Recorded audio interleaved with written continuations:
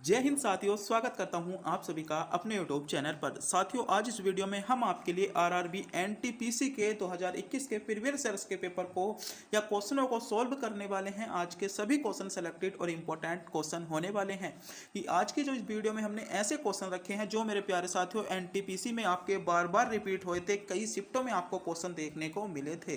तो इस वीडियो को पूरा ध्यान से जरूर देखिएगा। और आज की वीडियो आपके लिए एनटीपीसी, आपका आरपीएफ और आपके सभी रेलवे एग्जाम के लिए बहुत ही ज़्यादा सेलेक्टेड वीडियो होने वाली है, क्योंकि रेलवे इनको क्वेश्चनों को बार बार पूछता है। और आज की वीडियो के अंत के जो दो क्वेश्चन है वे बहुत ही ज़्यादा गोल्डन क्वेश्चन है, जहां से आपको क्वेश्चन आने वाली शिफ्ट में यानी आने वाले 2024 के एग्जाम में जरूर देखने को मिलेगा। तो इस वीडियो को पूरा ध्यान से जरूर देखिएगा। और आप भी अगर किसी रेलवे एग्जाम की तैयारी कर रहे हो तो हमारे चैनल को सब्सक्राइब जरूर कर दीजिएगा। तो बिना टाइम गवाए करते हैं वीडियो को स्टार्ट। आपका पहला क्वेश्चन है, डेनमार्क की संसद का नाम क्या है? डेनमार्क की संसद का नाम आपसे पूछा गया है आरआरबी एनटीपीसी। आपका 2 मार्च 2021 मॉर्निंग शिफ्ट में आपसे क्वेश्चन पूछा गया था कि डेनमार्क की संसद का नाम आपको बताना है कि डेनमार्क की संसद का नाम क्या है। तो मेरे प्यारे साथियों, जो डेनमार्क की संसद का नाम है वह है आपका फोकेटिंग। क्या है? फोकेटिंग आपकी डेनमार्क की संसद का नाम है। यानी इसमें विकल्प बी यानी ऑप्शन सी में जो थोड़ी बहुत गड़बड़ हो जाती है, ये ऊपर नीचे हो जाते हैं, इसमें फोकेटिन आपका विकल्प सी में आपको दिया गया है, यानी सी विकल्प आपका करेक्ट जवाब होगा। बात करते हैं आपके कौन से देश ऐसे हैं जिनसे आपको एग्जाम में संसदों के नाम पूछे जा सकते हैं। आपसे कुछ हमने इंपॉर्टेंट इसमें विभिन्न देश आपके हैं और उनके संसदों के नाम रखे हैं जो आपसे पूछे गए हैं। ये देश आपके सभी सेलेक्टेड हैं। वैसे तो आपके बहुत देश हैं जो आपसे क्या है, आप याद करोगे प्रत्येक देश की राजधानी या संसद तो आपको क्या है, दिक्कत हो जाएगी। तो ये कुछ आपके लिए सेलेक्टेड हैं जो बहुत ज़्यादा पूछते हैं, रेलवे इनको बहुत ज़्यादा पूछता है। पहला है आपका अफगानिस्तान। तो अफगानिस्तान की जो आपकी संसद है उसको हम सोरो के नाम से जानते हैं। जो अफगानिस्तान में संसद को कहा जाता है सोरो कहा जाता है। अमेरिका में संसद को हम कांग्रेस के नाम से जानते हैं। कुवैत में हम नेशनल असेंबली के नाम से जानते हैं। जापान में आहार के नाम से जानते हैं। ईरान में मंजलिस के नाम से जानते हैं। मिस्र में जनसभा के नाम से जानते हैं। और चीन की बहुत इंपॉर्टेंट है, नेशनल पीपल्स असेंबली के नाम से जानते हैं। उसी के साथ साथ बांग्लादेश की बात करें तो जातीय संसद के नाम से संसद को जानते हैं। तो ये कुछ आपके विभिन्न देश थे और उनकी संसदों के नाम थे जो आपसे बहुत ज़्यादा यहाँ से क्वेश्चन पूछे जाते हैं। ये टॉपिक आपके लिए बहुत इंपॉर्टेंट होता है, तो आप इसका स्क्रीनशॉट ले लीजिएगा या आप अगर को नोट कर रहे हैं तो इनको नोट कर लीजिएगा। जैसे अफगानिस्तान को सोरा, अमेरिका को कांग्रेस, इसी प्रकार से आपको सभी को नोट करना है, क्योंकि ये टॉपिक आपके लिए बहुत ही ज़्यादा इंपॉर्टेंट होने वाला है। आगे देखते हैं। अगला क्वेश्चन है आपका, 2014 में बनाया गया भारत का 29वां राज्य कौन सा था? आरआरबी एनटीपीसी 30 दिसंबर 2020 को क्वेश्चन पूछा गया है मॉर्निंग शिफ्ट में। कि आपका क्वेश्चन पूछा गया है 2014 में बनाया गया भारत का 2014 में भारत का बनाया गया 29वां राज्य आपका कौन सा था? तो 29वां राज्य था आपका तेलंगाना। यानी तेलंगाना आपको विकल्प सी में दिया गया है, जो आपका करेक्ट जवाब होगा। तेलंगाना सी विकल्प के साथ आपका इसमें सही जवाब हो जाता है, जिन बच्चों ने भी विकल्प सी को चुना है। बात करते हैं कुछ आपके राज्य और उनके स्थापना कब हुई थी। कई बार उनकी सन पूछ ली जाती है। जैसे बात करते हैं केंद्र शासित प्रदेशों के नाम के बारे में, उनके राज्यों के बारे में, और आपकी क्या है, उनकी आपकी स्थापना कब हुई। जैसे अंडमान निकोबार और द्वीप समूह का गठन कब हुआ था? आपका 1956 में हुआ था। ये केंद्र शासित जितने भी आपके प्रदेश हैं इनको आपको याद रखना होगा, क्योंकि यहाँ से आपको प्रत्येक क्वेश्चन में आपको क्या है, प्रत्येक एग्जाम में क्वेश्चन बनता है। जैसे अंडमान और निकोबार द्वीप समूह, तो अंडमान और जो निकोबार है इसका जो आपका स्थापना हुई थी वह हुई थी आपकी 1956 में। कब हुई थी? 1956 में इसकी स्थापना हुई थी।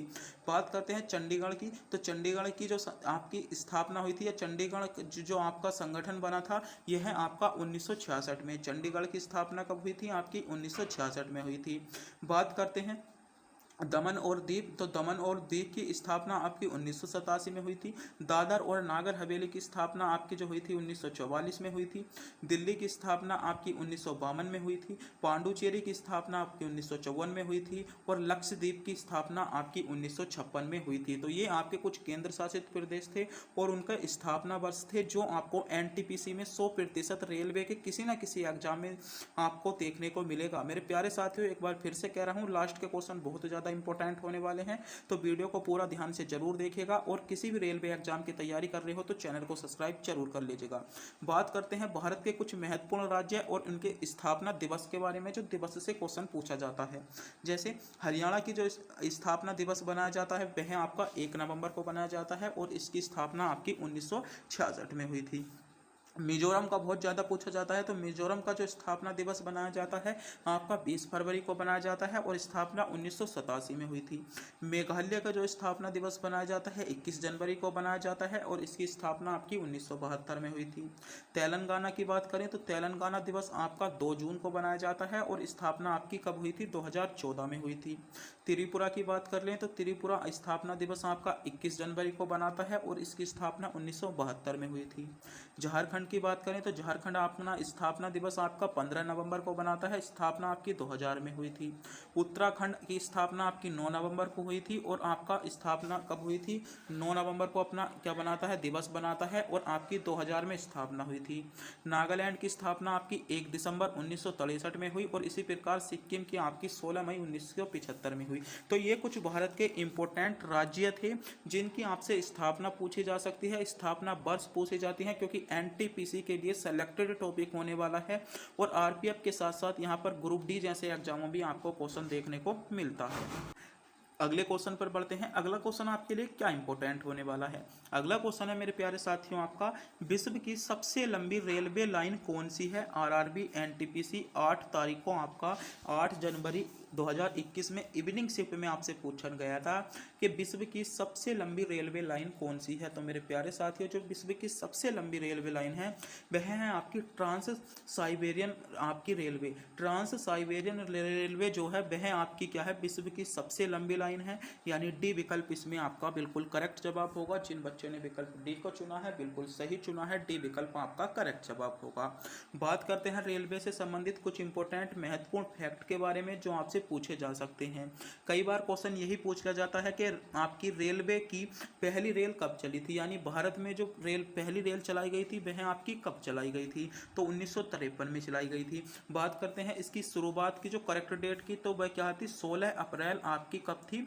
16 अप्रैल आपका 1853 को, 16 अप्रैल 1853 को आपकी यह रेलवे लाइन चलाई गई थी, यानी पहली ट्रेन चलाई गई थी।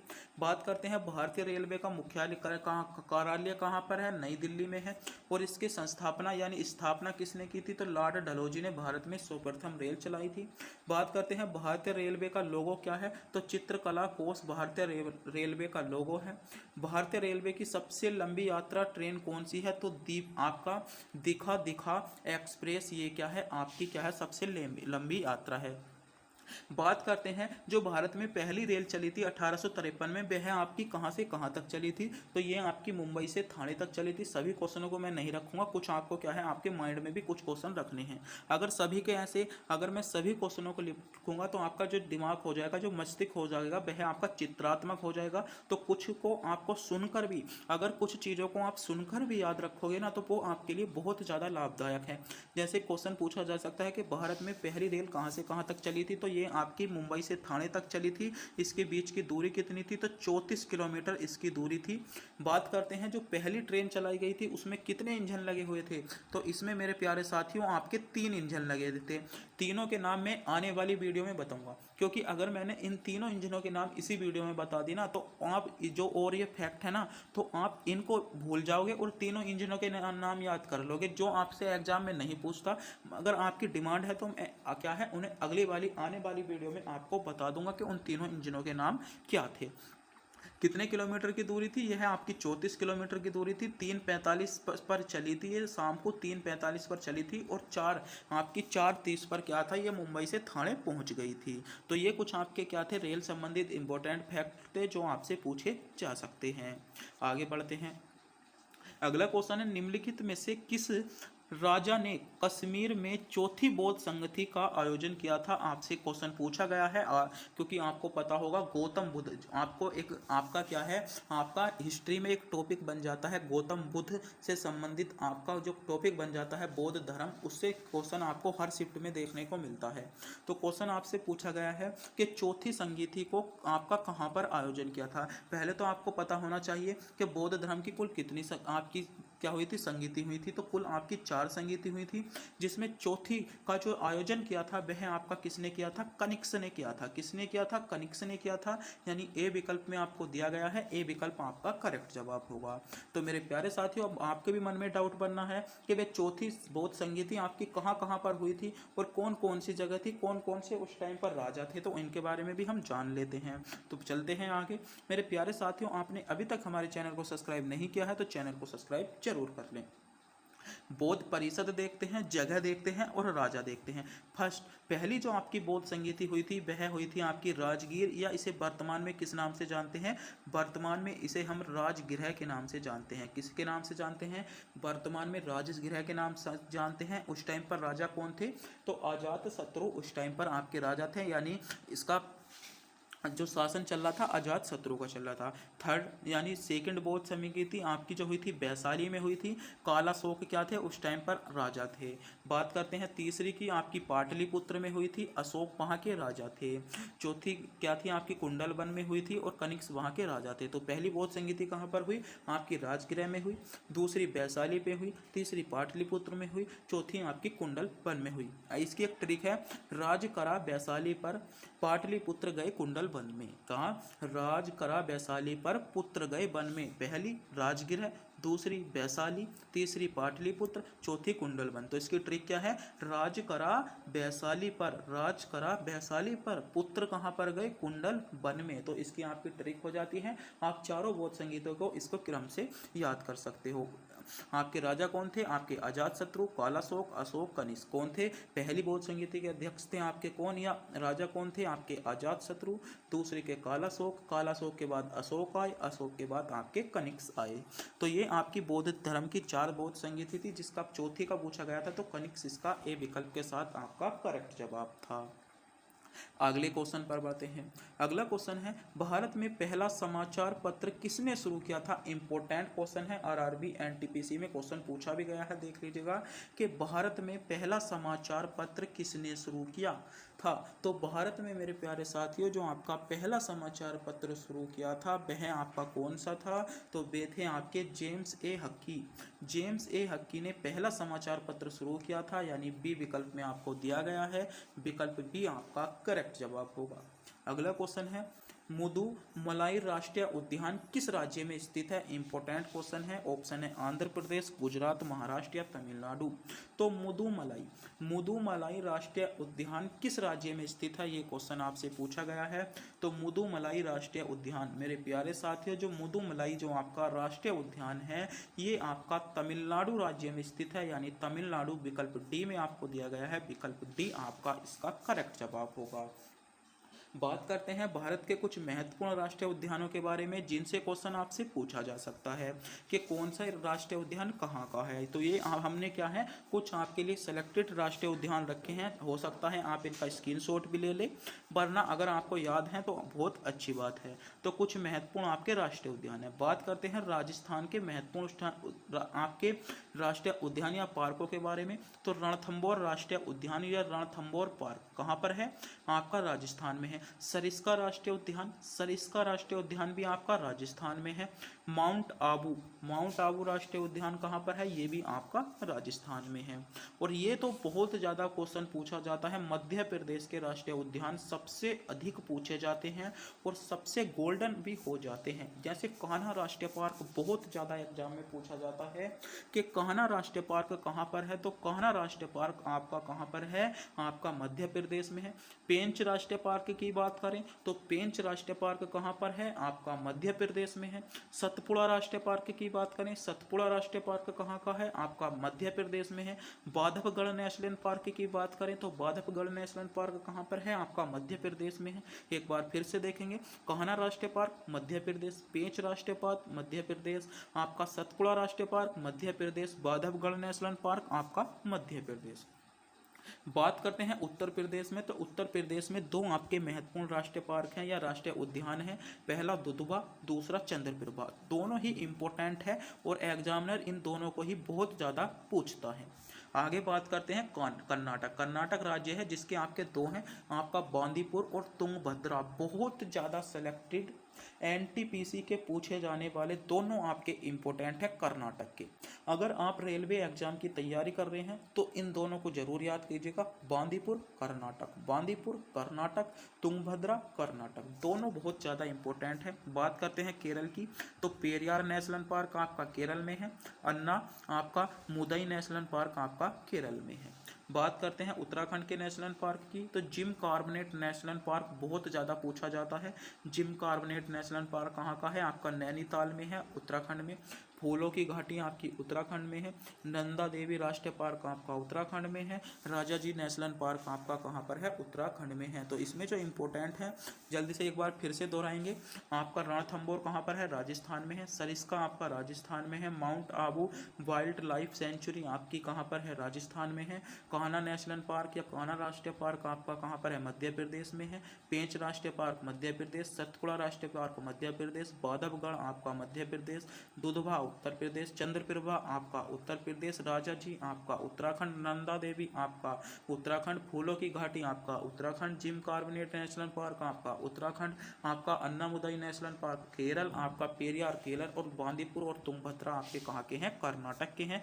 तो ये कुछ आपके जो थे महत्वपूर्ण राष्ट्रीय उद्यान थे। अगर आप इनका स्क्रीनशॉट लेना चाहते हैं तो स्क्रीनशॉट ले लीजिएगा, वरना आप नोट कर रहे हैं तो इनको नोट भी कर सकते हैं। ले लीजिएगा, जल्दी से जल्दी स्क्रीनशॉट लीजिएगा जल्दी से। अगर आपने अभी तक स्क्रीनशॉट नहीं लिया है तो आप स्क्रीनशॉट भी ले सकते हैं, या आपको याद है तो वैसे भी काम चल सकता है, या आप इनमें अपने नोट्सों में लिख सकते हैं। स्क्रीनशॉट ले लिया तो बढ़ते हैं अगले क्वेश्चन पर। अगला क्वेश्चन है, आधुनिक आवर्त सारणी तत्वों पर आधारित है। आधुनिक आवर्त सारणी जो है वह तत्वों के कौन से गुण पर आधारित है? ऑप्शन है समतुल्य वजन पर, संयोजकता पर, परमाणु द्रव्यमान पर, या परमाणु संख्या पर। तो ये क्वेश्चन आपसे पूछा गया है, आधुनिक आवर्त सारणी जो है तत्वों के पर आधारित है। तो आधुनिक जो आवर्त सारणी है वह आपके परमाणु संख्या पर आधारित है, यानी डी विकल्प इसमें आपका करेक्ट जवाब होगा। बात करते हैं जो आपकी आधुनिक आवर्त सारणी है उसमें कितने तत्व हैं, ये भी तो क्वेश्चन आपसे बन सकता है कि जो भाई हमारी वर्तमान में आवर्त सारणी है उसमें हमें कितने तत्व हैं। तो उसमें जो आपके कितने तत्व हैं वह हैं आपके 118 तत्व। कितने तत्व हैं? 118 तत्व, जिनमें से क्वेश्चन पूछा जा सकता है प्राकृतिक तत्व कितने हैं।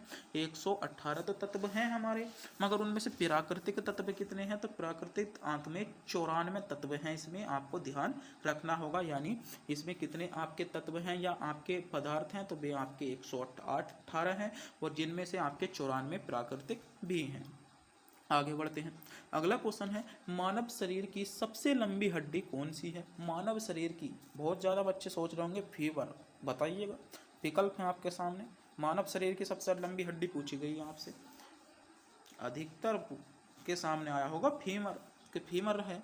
तो बताइए, क्वेश्चन पूछा गया है मानव शरीर की सबसे लंबी हड्डी, तो वह है आपका उर्बिका। उर्बिका यानी फीवर को ही उर्बिका कहते हैं। डी विकल्प आपका करेक्ट जवाब होगा। आपको हिंदी में भी पता होना चाहिए, तो ऐसे भी क्वेश्चन आपसे एग्जामिनर क्या है आपको यहाँ भी कंफ्यूज कर सकता है। तो उर्बिका इसमें डी विकल्प के साथ आपका करेक्ट जवाब हो जाएगा। अगला क्वेश्चन देखते हैं। अगला क्वेश्चन है, कर्क रेखा निम्नलिखित में से किस राज्य से नहीं गुजरती? बताइएगा। अगर आपने ज्योग्राफी पढ़ी है, बहुत ही ज़्यादा आसान क्वेश्चन है, और इस क्वेश्चन को भी बहुत ज़्यादा बच्चे गलत करेंगे। जैसे कमेंट बॉक्स में बताएं, कर्क रेखा निम्नलिखित में से किस राज्य से नहीं गुजरती? तो कर्क रेखा जो नहीं गुजरती वह मेरे प्यारे साथियों आपके असम राज्य से नहीं गुजरती, यानी सी विकल्प आपका करेक्ट जवाब हो जाएगा। बात कर लेते हैं, तो कर्क रेखा किन राज्यों से गुजरती है? अगर राज्य से गुजरती है तो उनमें कोई सा स्थान भी होगा जहां से होकर गुजरती होगी। तो आजकल जो है अंदर से क्वेश्चन पूछा जा रहा है बहुत ज़्यादा। जैसे आपसे क्वेश्चन पूछा जा सकता है कि त्रिपुरा में कर्क रेखा कौन से स्थान से गुजरती है, क्वेश्चन दे देगा आपको, त्रिपुरा के स्थान दे देगा, तो त्रिपुरा में कहाँ से गुजरती है, उदयपुर से। तो पहले हम याद करेंगे कर्क रेखा कितने राज्यों से होकर गुजरती है, आपके 8 राज्यों से होकर गुजरती है। 8 के 8 में पहला है आपका गुजरात। एक तरफ से चलते हैं, क्या है, मैप सा बना लें, थोड़ा सा टेढ़ा मेढ़ा सा जो मैप बना लें, थोड़ा सा ज़्यादा ही टेढ़ा हो गया। पहला क्या हो, मैप भी नहीं बनना भाई, छोटा सा ही बना लेते हैं। पहला कौन सा हो जाएगा आपका, गुजरात। कहाँ पर है ये, है आप, क्या है आपका गुजरात। यहाँ से गुजरात, फिर कहाँ है आपका राजस्थान, फिर आपका मध्य प्रदेश, फिर आपका छत्तीसगढ़, फिर आपका झारखंड, फिर आपका क्या हो जाएगा पश्चिम बंगाल, फिर आपका त्रिपुरा और मिजोरम। तो कितने राज्यों से गुजरती है, पहला हो जाएगा आपका गुजरात, दूसरा हो जाता है राजस्थान, तीसरा हो जाएगा मध्य प्रदेश, चौथा होगा छत्तीसगढ़, पांचवा आपका हो जाएगा झारखंड, छठा हो जाएगा आपका पश्चिम बंगाल, सातवां त्रिपुरा और मिजोरम आपका आठवां। बात करते हैं गुजरात के कौन से स्थान से गुजरती है, तो जसदान। गुजरात का एक स्थान है, शहर का नाम है जसदान, जहां से होकर कर्क रेखा गुजरती है। राजस्थान में कालिंजर, राजस्थान में कहां से गुजरती है, कालिंजर से। राजस्थान में कहां से होकर गुजरती है, कालिंजर से। मध्य प्रदेश में शाजापुर से, मध्य प्रदेश में कर्क रेखा कहां से होकर गुजरती है, शाजापुर से। मध्य प्रदेश में शाजापुर से, राजस्थान में कालिंजर से, और आपके गुजरात में जसदान से। छत्तीसगढ़ में सोनहट से, छत्तीसगढ़ में कौन से स्थान से होकर गुजरती है, सोनहट से। छत्तीसगढ़ में कौन से स्थान से होकर गुजरती है, सोनहट से। झारखंड में लोहरदंगा, कहाँ पर, लोहरदंगा, लोहरदंगा, झारखंड में लोहरदंगा। पश्चिम बंगाल में कृष्णनगर, आपका पश्चिम बंगाल में कर्क रेखा कौन से राज्य से होकर गुजरती है, तो कृष्णनगर में। त्रिपुरा उदयपुर और मिजोरम चम्फाई, चम्फाई। मिजोरम में कहाँ से होकर गुजरती है, चम्फाई। एक बार फिर से देखेंगे, 8 राज्य, गुजरात, राजस्थान, मध्य प्रदेश, छत्तीसगढ़, झारखंड, पश्चिम बंगाल, त्रिपुरा और मिजोरम। आपका गुजरात में कहाँ से होकर गुजरती है, आपका जसदान से। राजस्थान में कालिंजर से, आपका मध्य प्रदेश में शाजापुर से, छत्तीसगढ़ आपका सोनहट से, झारखंड आपका लोहरदंग से, पश्चिम बंगाल आपका कृष्णनगर से, और आपका त्रिपुरा उदयपुर से, और आपका मिजोरम चम्फाई से। तो ये मेरे प्यारे साथियों आज के जो क्वेश्चन थे, सभी क्वेश्चन सेलेक्टेड, इंपॉर्टेंट और गोल्डन क्वेश्चन थे जो आपसे एग्जाम में पूछे जा सकते थे। वीडियो अच्छी लगी हो, वीडियो को लाइक, चैनल पर नए हो चैनल को सब्सक्राइब जरूर कर दें। तब तक के लिए मिलते हैं अगली वीडियो में।